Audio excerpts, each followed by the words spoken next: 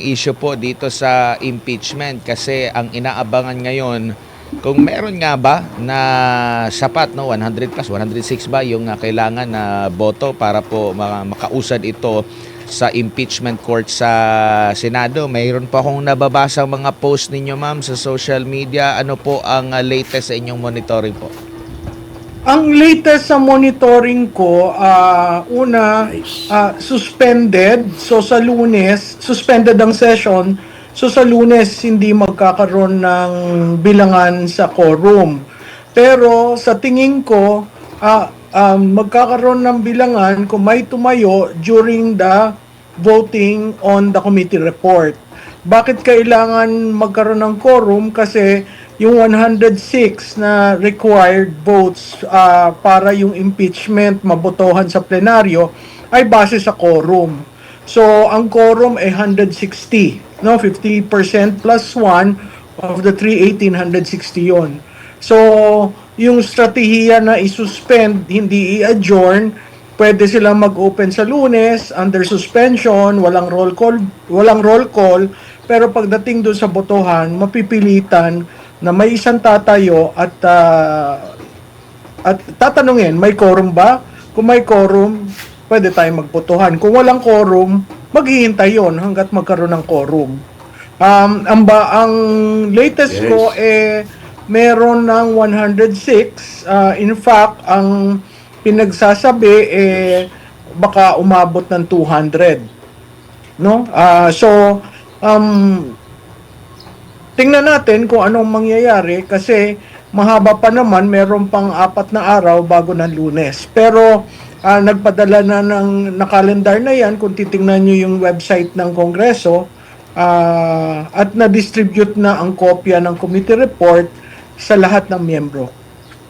Opo, at meron pong mga pahayag si Congressman Pulong at ganun din po si Senadora Amy Marcos patungkol doon sa pagpipressure, yung sinasabi kung hindi pipirma, mawawalan ng pondo o proyekto sa kanyang lugar o di kaya ay hahanapan ng kaso sa ombudsman.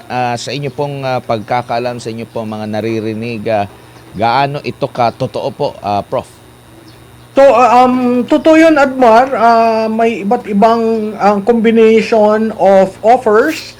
Ang alam ko, merong yung FLR for later release na prenumiso nung impeachment 1, mukhang unti-unting linalabas, no? Again, hindi siguro kailangan nating itama, hindi pwedeng pirma sa committee report. Talaga magbobotohan sa plenaryo. So, yung iba kasi ang gusto pumirma tapos absent sila sa Lunes. Nice. So, hindi makakount yung botong yon, no? At lalo magkakaroon ng problema sa quorum. Diyan sa pinapakita nyo, ewan ko kung ito yan linggong ito, pero mula Lunes hanggang ngayon, Miyerkules, makikita mo napakakonti ang tao sa plenaryo. So, hindi ko alam kung yan ay hudyat ng mga mangyayari. Ang balita ko lamang, maraming magkakasakit sa Lunes. Uy, ano kaya? Hindi naman po siguro hantavirus ang dahilan Nako kung po. bakit sila magkasakit. Pero, Prof, sa tingin nyo po, kung talagang legit na may mga ganitong mga information patungkol sa sinabi ni Congressman Pulong at ni Senadora Amy, meron pang isang maaari bang ikonsidera din nila na maaari ding hindi umusad yung impeachment laban sa pangalawang pangulo tapos boboto pa sila, mareresbakan talaga sila, lalo na ng mga supporter ng pangalawang pangulo. Kasi nga, inaantay pa yung magiging decision din ng Korte Suprema na marami din silang mga punto doon na sinasabing mga pagkakamali during sa proseso ng impeachment. Tama yan, Admar, pero ang paniwala ko, ang House decided na i-elevate kahit may mga problema. Pero i-emphasize natin yung sinabi ni Senator Ping Lacson, no? Yung forthwith na sinabi ni Senate President, ang meaning niya ay the following day, mukhang hindi magkakatotoo dahil sinabi ni Senator Lacson na may mga pending issues pa sa Supreme Court, hindi sila pwede mag-convene, tapos may pahaging pa siya na magre-recess muna daw sila. So makikita mo yung reaction ng Senado sa mangyayari, hindi maipapasa sa kanila ng malinis dahil question si Madriaga, question ng AMLAC, maraming question ang parte ng Vice Presidente at yun legitimate course of action. Kahit yung COA yung mga findings ng COA, hindi pa naman umaabot sa Supreme Court, hindi pa sila nag-a-appeal. So, kumbaga, hindi pa stable lahat ang magiging basihan ng impeachment court.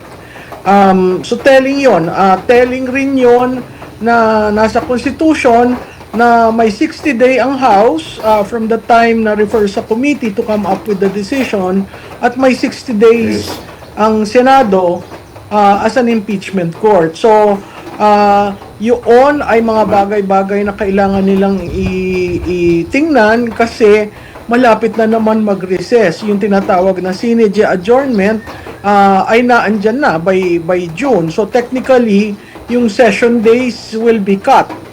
I don't know how they will conform with the 60-day requirement ng saligang batas kasi pag binilang mo yung 60 session days, tumama na yun sa calendar ng Kongreso. Opo. Ma'am, dito naman po sa issue po ng mga lipatan na po ng mga partido, ano po ang mga indikasyon po nito? Ano po yung mensaheng maaring makuha natin na ukol po dito? Lalo na alam natin yung lakas, malakas yan.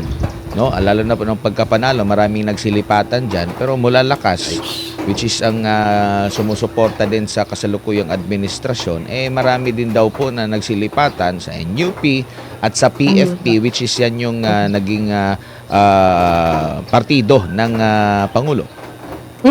Admar, tama yun. May lumipat sa NUP at ang NUP ngayon, instead na conscience vote, merong 30 members nila ang boboto para sa impeachment. Doon sa PFP, bago pa yung committee report sa impeachment, naglipatan na dyan. No? So makikita mo ang nawawalan ngayon ay ang lakas, ang NPC, buo pa yan, ang nationalista buo pa, ang PDP ilan lang pero wala namang movement. So makikita mo yung movement towards those political parties backed by either the president's son, or an oligarch na doon pumupunta. Sa tingin ko yun ang kanilang post-impeachment scenario dahil kailangan nila ng proteksyon. Opo. Dito naman po sa mga mambabatas, mga kongresista sa bahagi po ng Mindanao, nakikita nyo rin po ba na may magiging kaibahan sa nakalipas na botohan sa impeachment sa kasalukuyan? Kasi kung pagbawas sa inyo mga surveys po sa inyo, sa publiko, sa iba pang mga survey, talagang overwhelming yung suporta pa rin sa pangalawang Pangulo dyan po sa Mindanao. Isama na rin siguro natin yung Visayas po.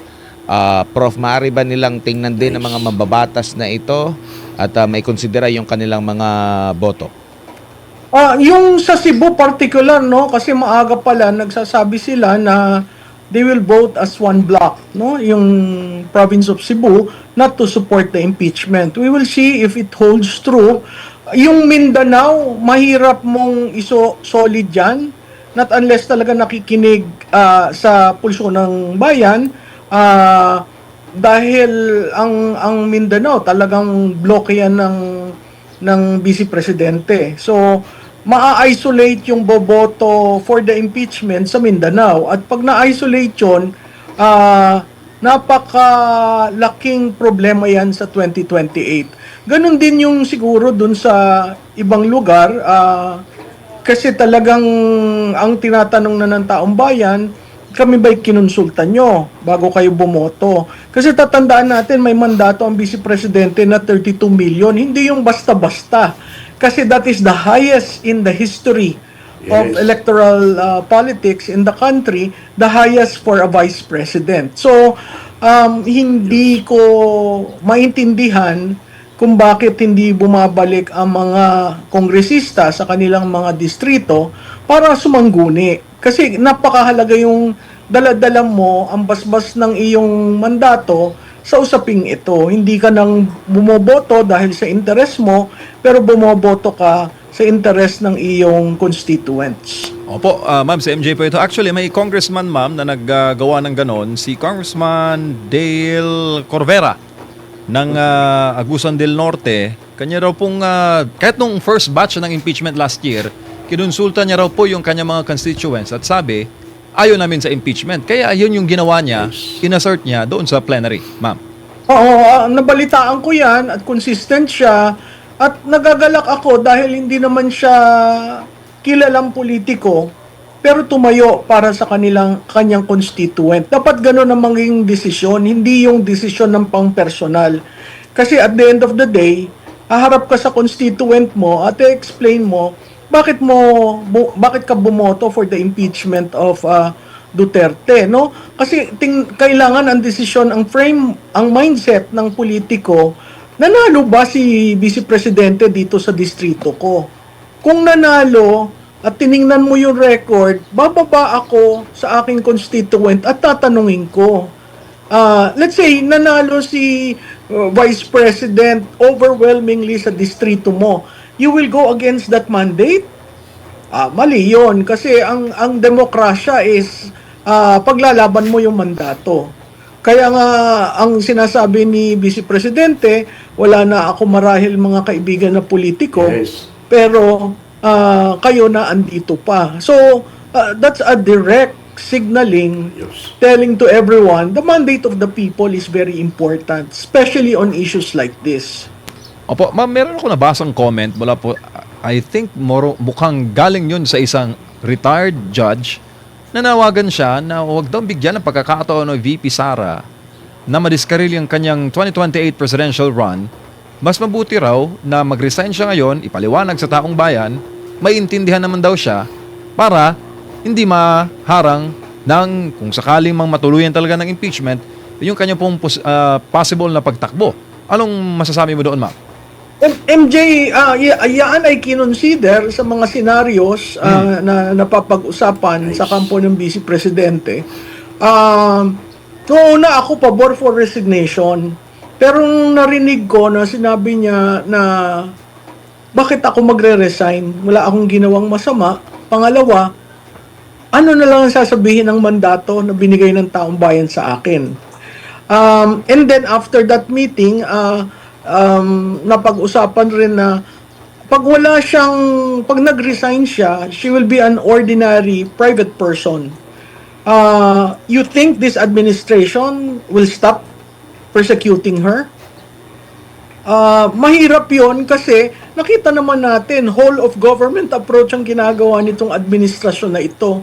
So, yun ang ordinaryong tao, pribado, sinisikil ka, yung vice presidente na nag-resign, sisikilin rin yan. So, you might as well fight it out. Kaya nga, ang sabi niya, yung prepare for a bloodbath. And I think enough has been said about her abilities, about her sanity. I think it's time that she really faces the impeachment court and come what may. Mahirap, pero yun ang paraan para pakita sa taong bayan, wala akong ginawang masama.